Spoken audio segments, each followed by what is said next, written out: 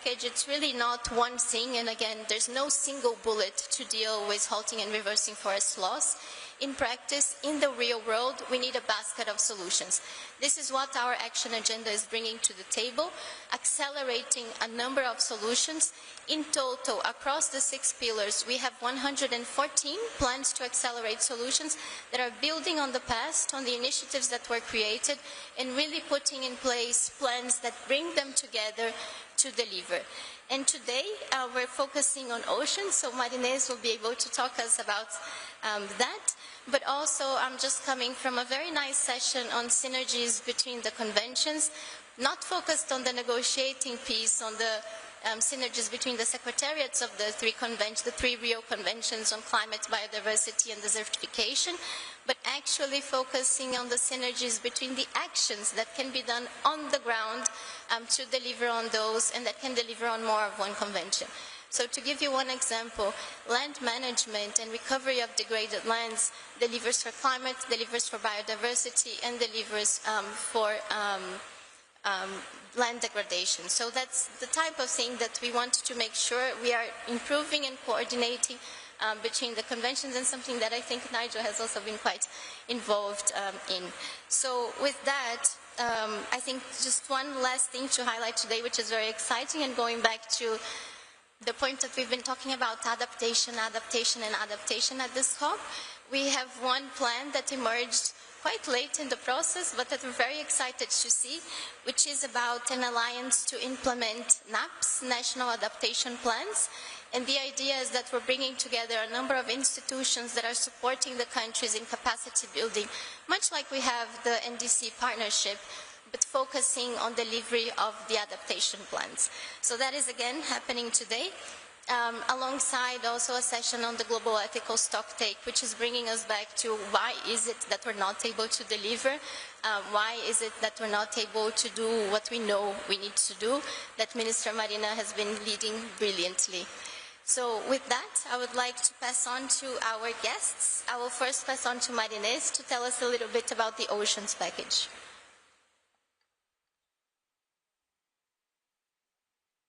Alô. Bom dia, boa tarde, melhor. Todos e todos, good afternoon, everyone. At COP30, ocean action is not peripheral. It sits at the heart of the Presidency's action agenda as the key objective 7, alongside forests and biodiversity. And that matters because everything is connected. We live in one planet, and the ocean, together forests and biodiversity, is what keeps that planet stable, livable, and in balance. To implement what we need to restore and protect coastal zones and marine ecosystems, and to ensure that ocean continues to act as the planet's main climate regulator, we created the Blue Package, our plan to accelerate ocean-based solutions. The Blue Package is a roadmap for action. It was co-created by non-state actors, the Minister of Environment and Climate Change of Brazil, and the COP Presidency. It links national commitments, especially the growing number of blue NDCs, with the global efforts already underway. This coherence is essential. It allows countries to move from ambition to implementation and from pledges to real outcomes on the ground and in the water. Together, the Blue NDC Challenge and the Blue Package create a strong structure to unlock financing, attract private investments, and build credible pipelines for ocean climate action. The Blue Package is implementation ready, built around the principles of sustainable ocean planning and management, and delivered through the ocean breakthroughs.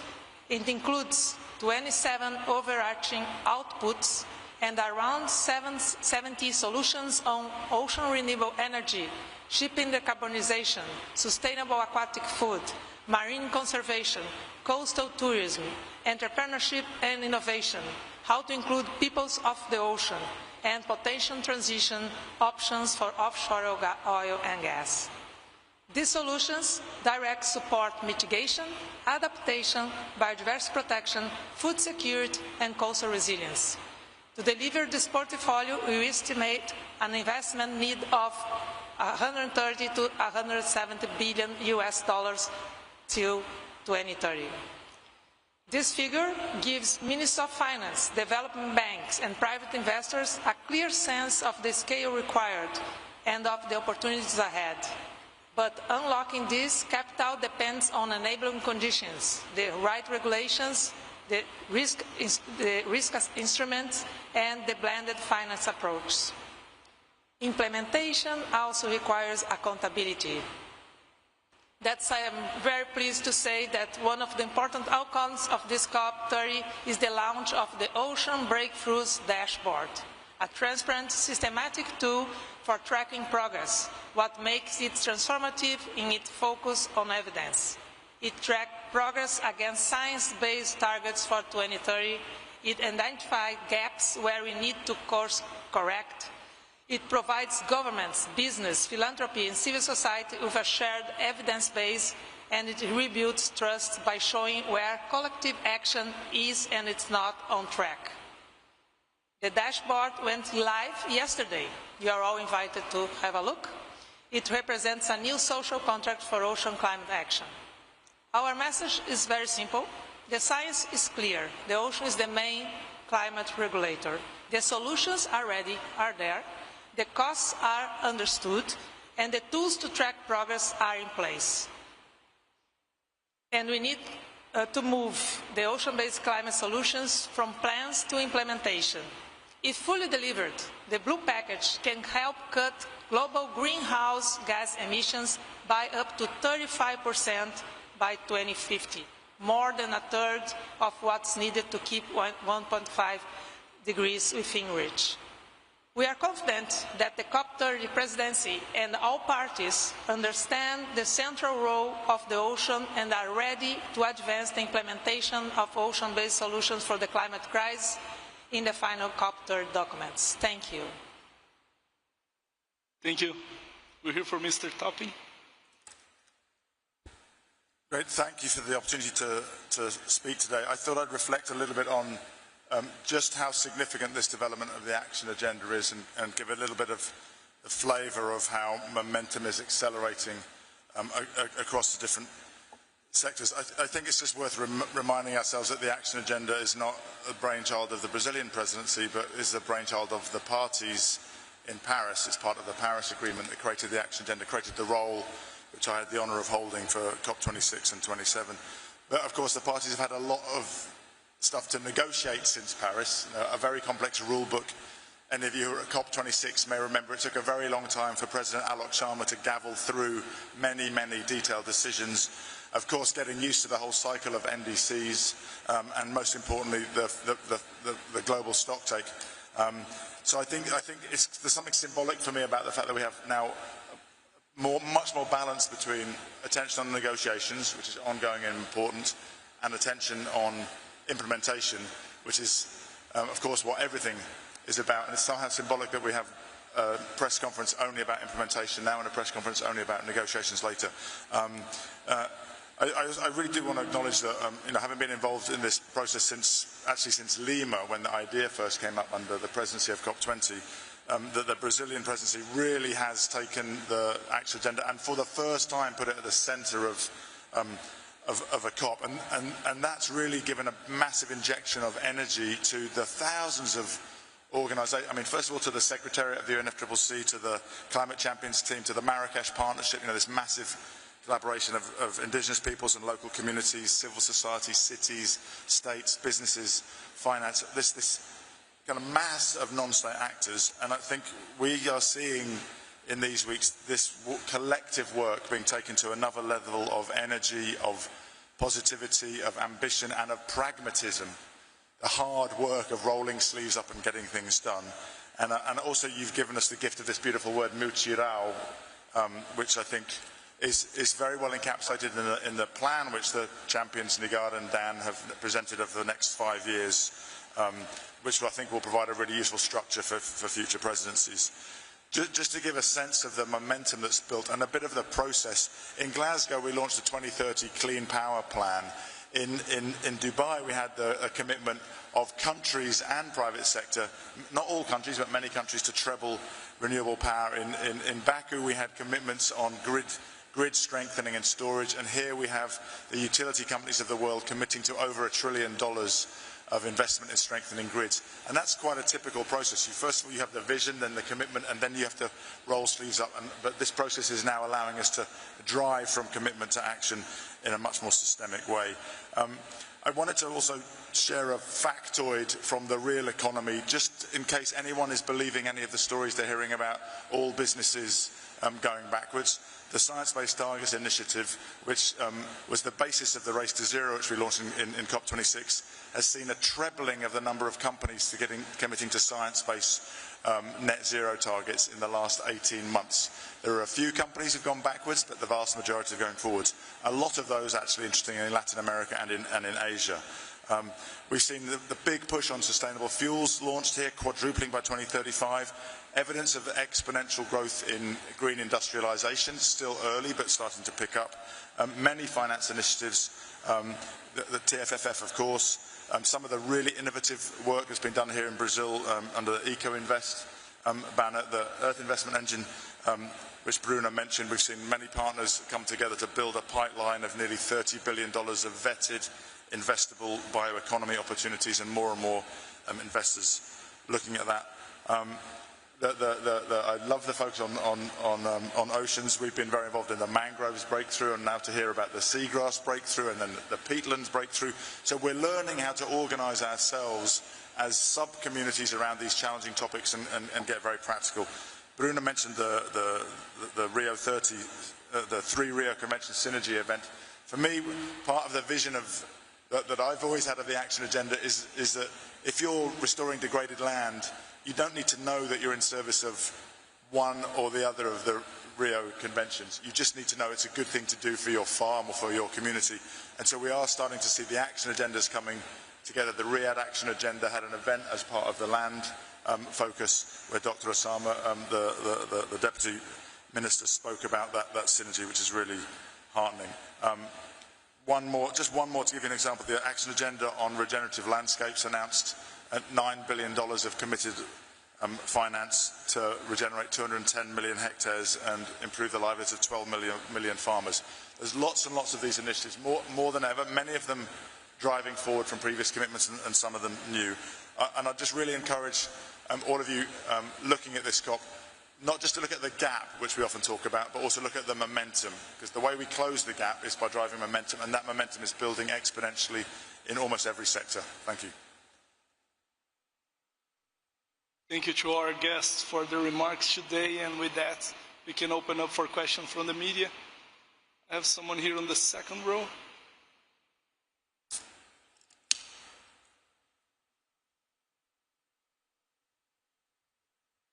Hi, I'm Alice Martins. I'm from Amazonia Vox. I'm seeing with great enthusiasm how oceans finally being approached at this COP. But I ask myself, how do you see this really entering in the negotiation text? I know this is not a negotiation press conference, but do you see like can we have some hope that, ocean, mangroves, or maritime, those words could be on the text, on the final text in some way? Well, thank you for the question. Well, we are working on that, and we are quite optimistic that will happen, because when people ask me if the ocean will be at the COP30 as a main figure, I always say, well, it has to be. It's the main climate regulator of our planet. So we are optimists. We are working for that. And as you said, it's not a negotiation, but we are working and talk for the parties and with who can talk and showing. We have been doing that for months and now very intense in this whole week. So we are hoping for the best. Yes, finger crossed. And maybe I could add, of course it's a fair question, but I think much more interesting is that 8 of the Brazilian states who have mangroves have joined and signed up to the mangrove breakthrough. I'm pretty confident we'll see Indonesia join, and then basically we have all of the mangrove host countries part of the mangroves breakthrough. So it would be great if it's anchored in the text, but I think even if it's not mentioned at all of that work is is ongoing, and that's why I think I'd encourage you to look. You probably are looking in detail at the work of the Mangroves Breakthrough, but both the negotiations domain and the domain of implementation are important, not just one. No, I think if I can just add to that, it's very briefly, and I do understand that there's a lot of interest in the negotiations, but the thinking is, do we need 198 countries to agree about something on oceans for us to advance on actions on oceans? And I think that, of course, it's very important to recognize, but at the same time, exactly as Nigel was saying, the story is, what are we doing already? What are we implementing? What are we able to move ahead? And I think that the brilliant package of oceans that Marinês just walked us through, in itself, it's extremely significant, and it gives a very clear picture of where do we need to invest, which will clarify to the investors where we need to go. So I would just put that in balance. You know, what do we actually need from the 198 countries versus what is the real world economy doing and needing to advance faster? As a reminder, we kindly ask only members of the media to pose questions, so if we could have your badge clearly visible, would help us out to understand if you're a member of the press or no. We can go over here to the second row. Hi, Hi, Ilona Cardial for Carbon Pulse. Bruna, could you please give us an update and some comments on the deforestation and fossil fuels roadmaps, the growing support about it, and how these decisions could be an outcome for the COP, since they are happening in the action agenda, please?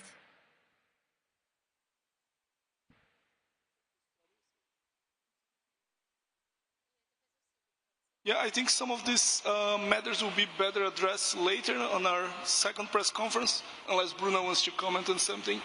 We would invite you to be with us at 6:30. Exactly. I think maybe this is a question for the negotiators of how, if and how any roadmaps would come out of the negotiations. What I can speak to is what is happening in the action agenda for both those spaces of transitioning away from fossil fuels and forests. So as I've said, what we're doing in the action agenda is looking at what are the solutions for us to be able to do both those things. We have objectives related, we have one objective out of the 30 that is related to transitioning away from fossil fuels. As part of that objective, we have a number of initiatives that have put forward plans to accelerate solutions. That includes, for example, the sustainable fuels, because we need alternatives if we are to transition away. It also includes an initiative that is working around how do you reduce subsidies and the fiscal space to transition away from fossil fuels. There are initiatives that are looking at the planning side of this. How do you prepare the countries to plan? And you have BOGA, which is doing that as well with a number of countries that wants to prepare ahead and to plan for that transition to be just and to be equitable as it needs to be. So I think in the action agenda, there is a lot that's going on in that space. And it has been for many years. Again, as Nigel said, it's not something that we're creating at this COP. What we're doing at this COP is supporting the ecosystem to organize itself to accelerate. On the forest side, I just talked through a number of solutions that are being accelerated. So we have two objectives on forests, one that's related to paragraph 33 of the global stocktake and one that's related to paragraph 34. So basically one focusing on investments in the economic signals and one that's focusing on the actions and the solutions to halt and reverse. And we have things on the actions to accelerate on solutions, things like integrated fire management that I was just talking about. But on the investment side, we're looking at JRED, at TFFF, there's this roadmap to finance forests and bioeconomy, as Nigel was just saying, with private capital, public capital. So there are many solutions that will be in that basket. I think for forests, we probably have around 5 on investments plus 5 on the halting and reversing forest loss. Thank you, Bruna. We can have a few more questions. Sorry, sir, are you accredited as media? I can see from here. Yeah, we can go over here. Thank you. Josh Gabatis from Carbon Brief. I think as both of those questions demonstrated, a lot of the focus here, a lot of the attention is on the negotiations and extreme divergences of opinion in the negotiations. My question is, if the COP ends and we have perhaps an unambitious outcome from the negotiations, how is the Brazilian presidency sort of working to amplify the work that you've been talking about in the action agenda to sort of create a positive story at the end, even if the negotiations end in disappointment? And also, because this is a non-negotiated, a presidency-led thing, are you concerned that it could completely lose momentum in the future if you have a presidency that isn't interested in pursuing the action agenda? Thank you.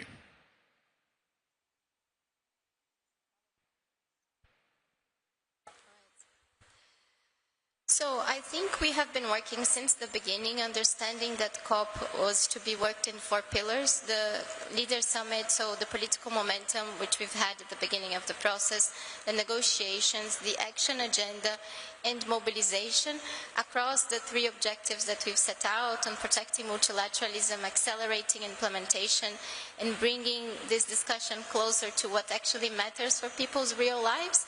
So it is never about one thing or the other. It won't be one thing making up the success for the others, but actually that all needs to work together, right? You need what's coming out of the negotiations as signals, but we really need the action agenda to become a more active space if we are to accelerate implementation, in the sense that it is not only the 198 countries that implement, but for implementation you need the people who are not in the negotiating rooms. You need the private sector, you need the funders, you need the investors, the subnational governments, cities, states, and you need civil society. So those things should walk, and we are working so that they walk more and more hand in hand in this implementation phase. It's a really good question. I do note though, when you say a lot of attention, that means your attention. You've chosen to pay attention, and I'm trying to say, don't just pay, don't just pay attention to the negotiations. The negotiations is not the whole world. It is not the only dynamic which drives change.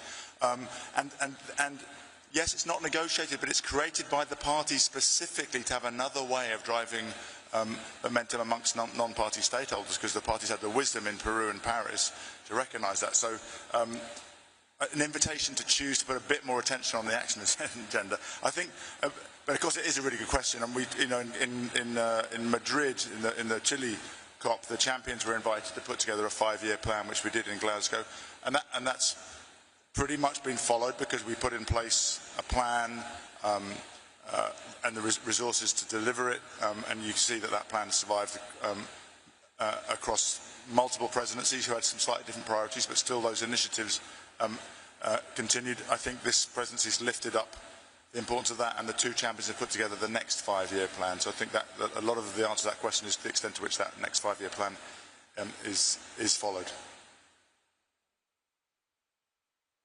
I just want to add to that as the action agenda was organizing this COP, it was very clear that we had to work with solutions and organizations that were already doing that. Solutions that are already there. So they have responsibles, they have people that are working that, no state responsibles. So it will continue.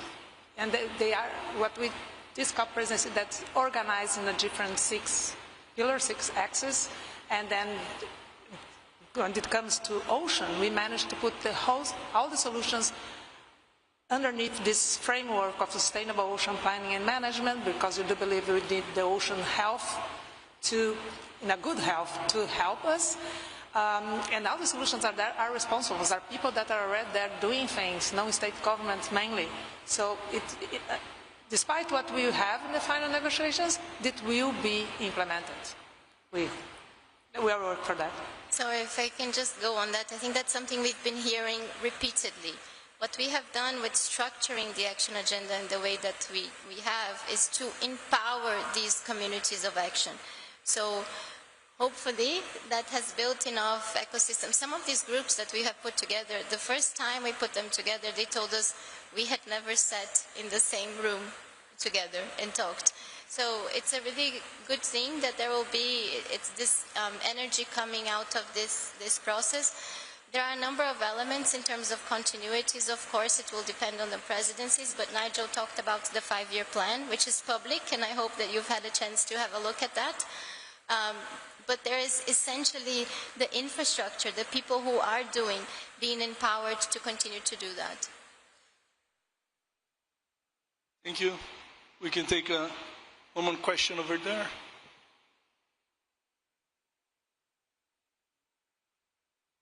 Thank you. Ayrton Escobar, do Jornal da USP. My question is about, Marinês, if you could explain a little more what the blue package is, because yesterday there was a lot of confusion about what the word package meant in the negotiations. Is it a combination of different things, like an umbrella term, or is it a product in itself? Okay, thank you for the question. Each of the key objectives of the action agenda has come out with a plan to acceleration the solutions that are already there, that we are talking about, that they are delivered by non-state governments mainly. So the plan to accelerate solutions that the coastal and ocean solutions we put together, we call that blue package. But really is the plan to accelerate solutions that we managed to put everything under the same framework of, as I said, sustainable ocean planning and management, and delivered by the ocean breakthroughs that are science-based targets that have been discussed for the last 5-6 years. So it's just a name, a brand name for the plan to accelerate solutions, and then we have all these ocean-based solutions under this blue package. Some other objectives, they deliver different plans, okay, for each solution. So we decide, and also it was very inspired, I have to say, by the adaptation plan of Brazil, that put all the solutions that we want for ocean-based solutions for climate in Brazil in one package. So that's why we are calling package. We are inspired by Brazil and did the same for the international arena. So different to the packages that you have on negotiations, this is a packet of solutions in the real world. I think that is the logic, and Marinês listed it out, the solutions that are a part of that package. So mangroves, sustainable renewable energies from the ocean, shipping decarbonization, sustainable aquatic food, marine conservation, coastal tourism, entrepreneurship and innovation, peoples and transitions from offshore oil and gas. So that is the solutions package from the oceans. Thank you. And we have one more question over there.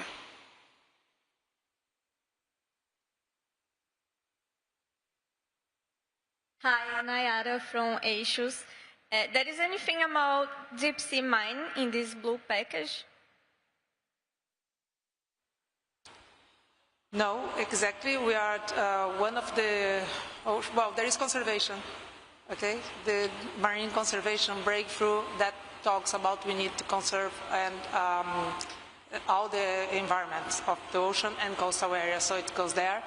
And then the transition options for offshore oil and gas. So that's one that's a solution. It's a discussion that just starts, a brand new, is a potential one.